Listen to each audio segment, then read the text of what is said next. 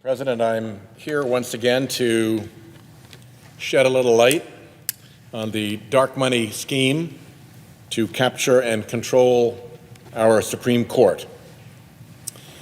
As folks may recall, my first two speeches covered the early foundation of this scheme.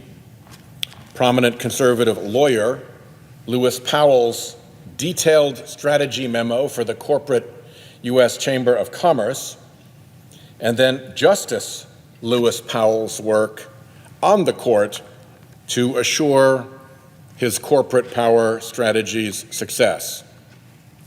From there, I turned to what historian Richard Hofstadter called the paranoid style in American politics, and how extreme anti-government mega donors like the Kochs harnessed that right-wing fringe, and how at the same time they had at their disposal the polished mercenaries of corporate administrative agency warfare. Then I discussed the scheme's two big recent dark money wins at the Supreme Court, the AFPF dark money case and the Brnovich voter suppression case. The nutshell overview of all this is that it's a short jump for big donors from regulatory capture, which is a well understood and broadly observed phenomenon, to applying known techniques of regulatory capture to capture a court. As the big donors had this realization and made this jump, one of their most important players in applying capture techniques to the judiciary has been the Federalist Society. I'll start with some very straightforward observations. Every member of the court's six-justice Republican majority is a current or former member of the Federalist Society. Justices regularly headline Federalist Society fundraisers, like the gala Brett Kavanaugh chose for his first major public speaking engagement after his disastrous confirmation, and they boast of their association with the group. The Federalist Society is a dark money organization. It receives millions in anonymous donations. The Federalist Society carefully vetted and promoted each member of the current court majority. Each member rose to the top of the group's donor-approved slates of nominees. Each was backed by the Federalist Society's extended network of satellite groups. For the dark money forces behind the capture of the court, the Federalist Society became their nominations gatekeeper. The Federalist Society has three component efforts. The first is basically a law school debate club. At more or less every law school in the country, they organize seminars and invite academics, judges, attorneys to speak. It's pretty standard law school stuff. The second is a fairly run-of-the-mill Washington think tank. They issue newsletters, host podcasts, convene events with conservative legal luminaries. This think tank's mission is to, quote, reorder priorities within the legal system and to create a network of members that extends to all levels of the legal community. Then there is the third Federalist Society operation. This is the gatekeeper. It doesn't really care about fostering young legal minds. It doesn't care about galas or podcasts either. It cares about one thing: the allegiance of Republican-appointed justices to right-wing donors' interests. And the dark money sluice gates into the Federalist Society provide the perfect means of influence. Money talks, Mr. President. Dark money whispers. The Federalist Society gatekeeper role began with the hiring of a Cornell law graduate named Leonard Leo, fresh from a clerkship in 1991. Leo's first task was building the lawyers division to serve as a pipeline for right-wing lawyers to rise through the Federalist Society ranks toward the federal courts. Observers say the Federalist Society didn't hire Leo for skill as an attorney. What they saw in him was a savvy networker and fundraiser.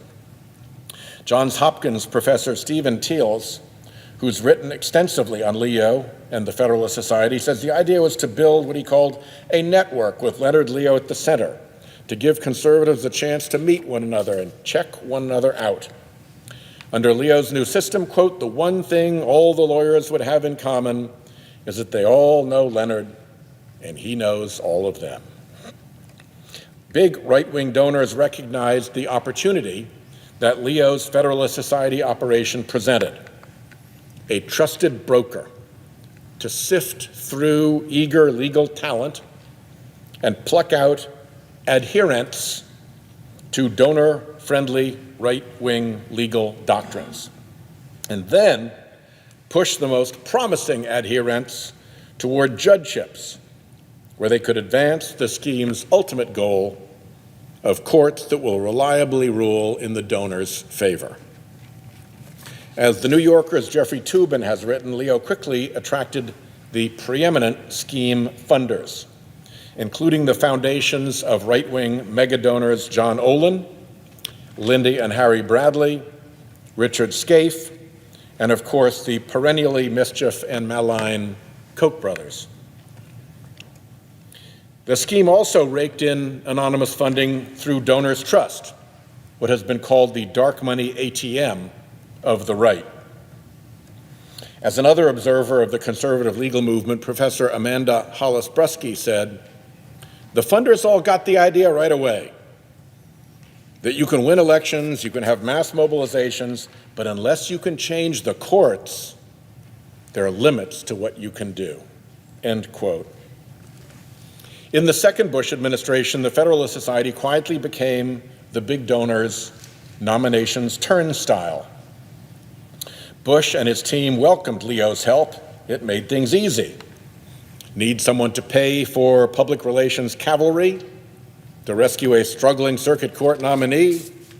Leo's donors made it happen.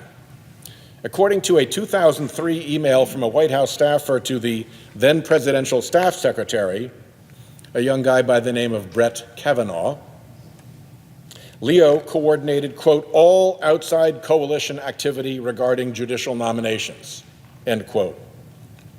In another email uncovered by the Washington Post, Bush aides referred to Leo explicitly as their judicial nominations cash machine.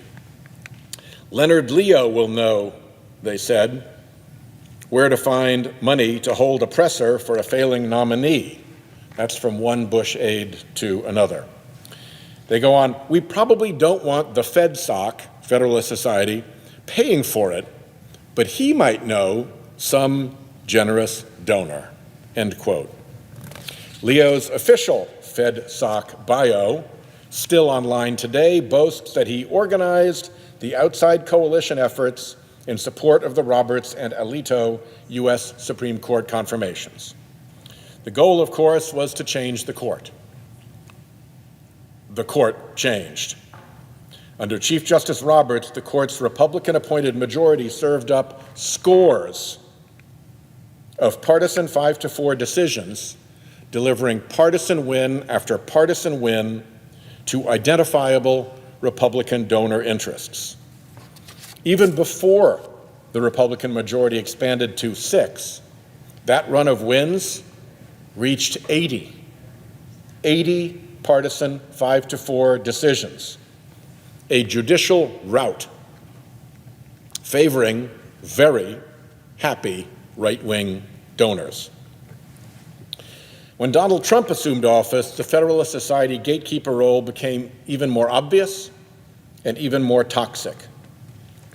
You may recall that dark money Emperor Charles Koch made waves when he told his right-wing network he could support neither Hillary Clinton nor Donald Trump in 2016.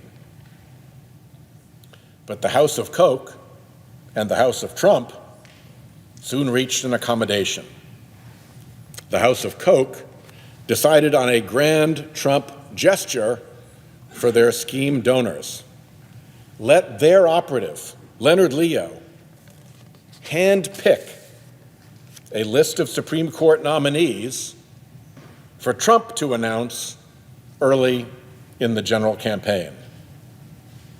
For the price of known, scheme-approved Supreme Court prospects, peace might be acquired between House of Koch and House of Trump. Trump announced the list. For what it's worth, I think the rest of the accommodation was for House of Trump to turn over all energy and environmental positions in government to climate change deniers approved by House of Koch. And at the end of the day, it was probably a lot of the same dark money behind both of those accommodations. Anyway, rewind to 2016 and recall how large the Supreme Court loomed over that presidential campaign. Justice Scalia died suddenly during a hunting trip. Mitch McConnell broke with all Senate norms and denied President Obama any hearing or vote for President Obama's pick to replace Scalia, Judge Merrick Garland. This vacancy would decide the partisan balance of the court, which meant the 2016 election would determine whether the 5-4 right-wing majority that had delivered so abundantly for the donors would end or be renewed for years or even generations. Remember Lewis Powell's memo to the chamber. Quote, "The judiciary may be the most important instrument for social, economic, and political change," end quote, in all of government. Well, nothing could focus the scheme's donors on the stakes of that election more clearly than that vacancy. With Scalia's sudden death, the scheme was at risk. So scheme donors' dark money flowed in ever larger amounts to the Federalist Society, to Leonard Leo, and to Donald Trump. Ambitious judges noticed. A Court of Appeals judge described to me the conduct of some of his colleagues as auditioning. Auditioning. They weren't just deciding cases for the parties before them. They had another audience beyond the courtroom. You don't audition without someone to audition to. These judges knew they were being assessed, and they auditioned. And no one auditioned harder than Brett Kavanaugh. He filled his Court of Appeals decisions with signaling, and he even set the record for speeches to the Federalist Society. I think it was over 50. He knew who he was auditioning for. When Trump took the White House, the Federalist Society assumed control of judicial nominations, at least the important ones. Trump said so himself. He wasn't even subtle about it. House of Trump had peace to keep with House of Koch. This was no time for subtlety. Trump's new White House counsel, Don McGahn, even joked about this role, of course, at a 2017 Federalist Society event. He said, "Our opponents of judicial nominees frequently claim the president has outsourced his selection of judges. That is completely false. I have been a member of the Federalist Society since law school, still am. So frankly, it seems like it's been insourced."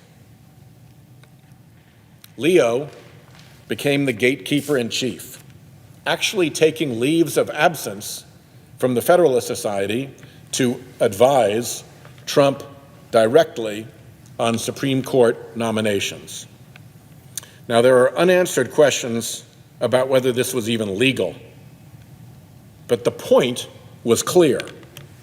Virtually all major Trump nominees would be scheme-chosen, donor-approved FedSoc members. And indeed, 86% of Trump's Supreme Court and appellate court nominees were or are members. Leo and the Federalist Society's control ran deep. In Leo, the donors controlled an agent to orchestrate every aspect of Supreme Court judicial battles, and they provisioned him with dark money beyond imagining, and with a devious structure of front groups to hide behind while effectuating their scheme. We are still learning about the scope of Leo's covert funding and influence. But a 2019 Washington Post expose painted a remarkable picture. A vast network of Leo-affiliated front groups, shell entities with no employees and vague connections to Leo cutouts, shared post office boxes, common contractors and officers across nominally separate entities, even some sharing presidents, dark money funders, anonymous advertising, and enormous pay packages for operatives.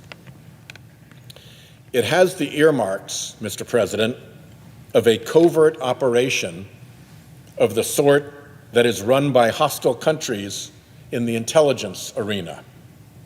But this covert operation was run in America, against America, by Americans.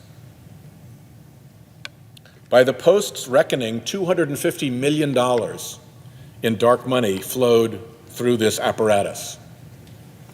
Testimony before the Senate Judiciary Committee's Courts Subcommittee, which I chair, has since updated that number to $400 million. Groups in this apparatus have gorged on dark money, their coffers swelling by orders of magnitude as Leo's influence grew.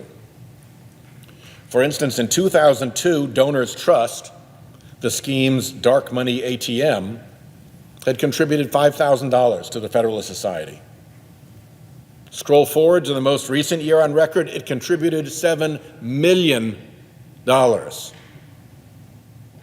Before 2010, the Federalist Society received an occasional anonymous gift of $1,000 or more, at most one per year. Over the last decade, it averaged more than a dozen each and every year. Donors were not kidding around, not with that kind of money. $400 million. The scheme to capture the court was deadly serious. 11 days after Donald Trump was sworn into office, he announced Neil Gorsuch, a name from the Federalist Society's infamous list, to fill Scalia's former seat. Then Brett Kavanaugh was hand-walked by Leonard Leo to the top of the list after all his ardent auditioning from his Court of Appeals seat.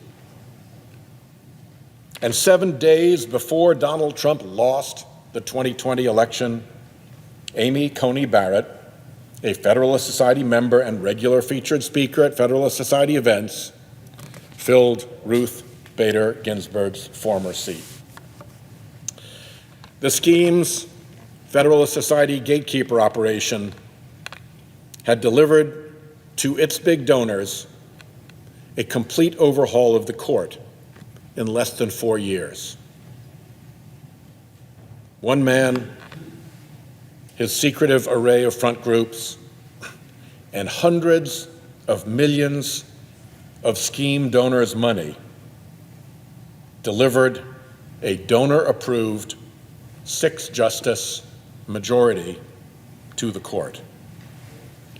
The Federalist Society was the turnstile that controlled the appointments, and dark money was the inducement that controlled the turnstile.